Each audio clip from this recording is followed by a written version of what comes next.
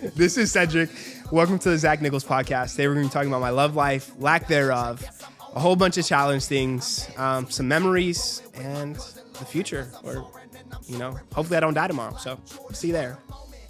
And if I do, at least you have this.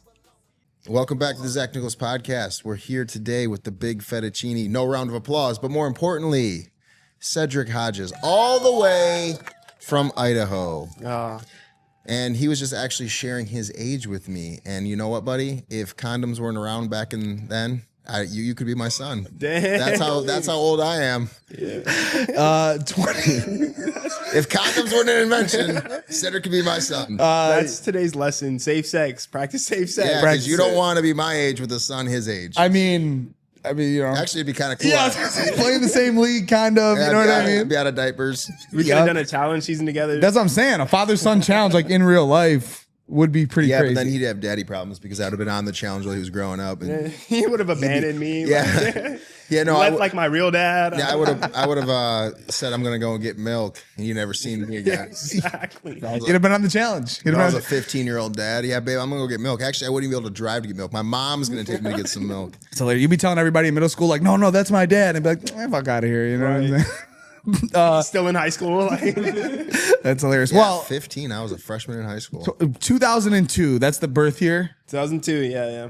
Wow, that's great. Yeah, I saw a stat actually the other day. I'm the youngest challenger right now, like out. Like current. Yeah, no shit. Yeah. Well, what No shit. I didn't know that. I was like, dang, this is pretty cool.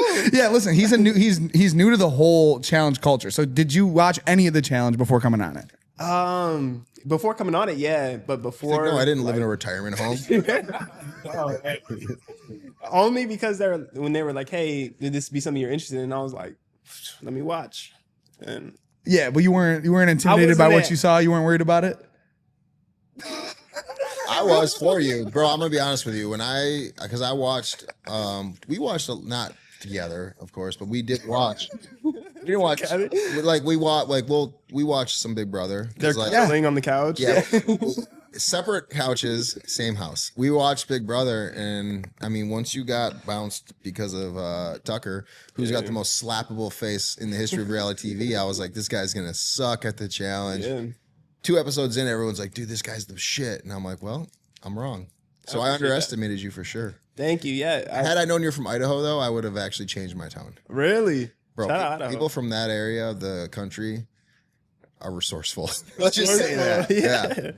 Yeah. Everyone thought I was gonna be a layup. Everyone's like, "Oh, why are they putting him on here? He's about to be a lob." And you know, we're getting close to the end. I'm still there. So. Yeah, you get to the difference between like Big Brother games are mostly gimmicky. Yeah. The challenge, like there are some gimmicky things, but it leans more towards like if you're a dog, like it comes out and you can prove it. Exactly. So. Yeah, I wouldn't say gimmicky, but I would say like carnival-esque. You know. You don't think carnival games are gimmicky? I honestly, if we're being so real, I don't know what the definition of gimmicky is, but I know what the definition of carnival is. So I was like, to be safe here? They're pretty much the same thing. You know, pretty much the same thing. Count the 100. Okay, yeah. So you after watching a little bit of this challenge, whatever they called you for, these people that you have no idea who they are, what they're calling you for, you were looking at the games and you were looking at the physicality and you're like, I'll be okay. And I mean, is that accurate? Yeah, for sure. I mean, just like Zach was saying, the challenge I was actually excited for because it proves like you can go to a challenge and prove you're a dog. Like it's hard to prove in Big Brother. You really can't unless you're just hanging from a wall for 2 hours. Right. You know, there's very few like, oh, go get it out the mud challenges in Big Brother. And for the challenge, it's like, yeah, every challenge almost is get it out the mud. And then worst comes to worst, you go to elimination. And it's like, now you really got to fight. And I was excited for people to see that sort of side of me. I'm very, bubbly, laughy, but at the end of the day, like, I'm here to win. Which is played in your advantage for sure. Pierre calls you the babyface killer. Babyface assassin, bro. Babyface assassin. I really believe. I'm sorry. Yeah, just because it's a Steph Curry, you know what I'm saying? Right. And it looks like you haven't ever shaved before in your life. I was actually thinking, I was like, I might have to start shaving. I looked at myself in the mirror today. I was like, I need a razor. Yeah. Couple of those guys down there. Trust me. Just like Buzz Lightyear, just the one hand. I thought that was just his. Oh, his cleft chin? Yeah. Damn, that would be some Bud Lightyear information that I'd be embarrassed to not know. Bud Lightyear? Bud Lightyear. You said Bud Lightyear. Brother, I'm stoned. Okay. Dude, this is a kid's show. No, it's not. I mean, No, he's a young man. Young man. Okay, so we're gonna go through the episode, then we're gonna dive into who you are. But let's start. We come back from this Turbo, Sydney, Ashley, and Leo elimination. A matchup. You had no part in voting because you and Michaela were the winners. Something you've done quite a bit this season. How did it feel to join the ranks of LeBron, Peyton Manning, Victor Wembanyama as the #1 overall pick from the lock-in at Michaela? Give it a round of applause. #1 overall pick. I appreciate that. Michaela's super dope, and to go #1 overall is just kind of it was a blessing, and it's also a testament. I feel like throughout the season, people haven't been able to really see what I've been up to, and it was like a check mark to like, oh, Cedric is here to play, because Michaela, let's all be honest here, sees everything. Yeah, Michaela's not stupid, right? So for her to pick me, it was definitely a strategical decision. It was going to advance her game. One of the best new threat athletes with the smallest target, because you set up that small target. Like that, very, very smart. You came into the game very smart. I got to give you that. Thank you. You knew, like, I'm gonna play this like bubbly young guy who's just always laughing, here for a good time. But what I will say, the longer you've been there, the more I can tell you're like done with the bullshit. Like, even when you're like, bro, they're in my alliance, but this is a stupid move, I'm like, oh, he's starting to crack. He's gonna have an Ashley moment. He's gonna freak out. Hey, you said it this time. You got a little heated this episode, but the graphing calculator that is Michaela, she knows all the answers. She knows the ways to get all the answers. She put it in her calculations, and you were her pick. You said it right too. Michaela sees everything, and after seeing everything, you were her pick. So do you wish that Michaela would play a little bit more of your game though, like be more sociable? Because Aviv is voting with you guys, but Aviv's also playing that like a little bit opposite, like not young and bubbly, but older, motherly, like I'm friends with everyone. Like Michaela could take on a little bit of that. I know she's like against being fake, but like being fake to win a $500,000 seems like a good deal to me. Right, yeah. And fake as shit for way less, you know?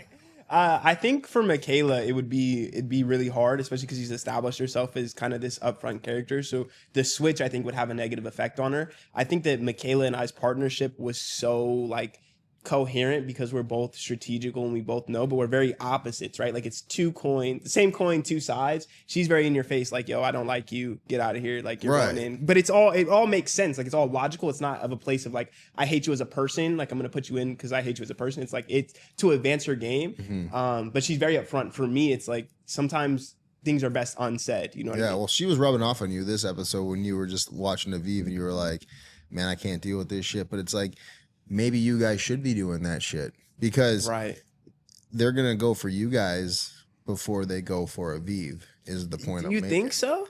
I think they do have a big target on their back because Yermi is like this guy that like wants to run 100 miles. But at the same time, what you're seeing though is a lot of times relationships and take precedence over like the threat, especially once you've been if you guys were like able to go out, go home, and then just come in and compete, maybe it'd be different. But when you're living in the same house with people, I think a lot of times people are like, Michaela doesn't like me.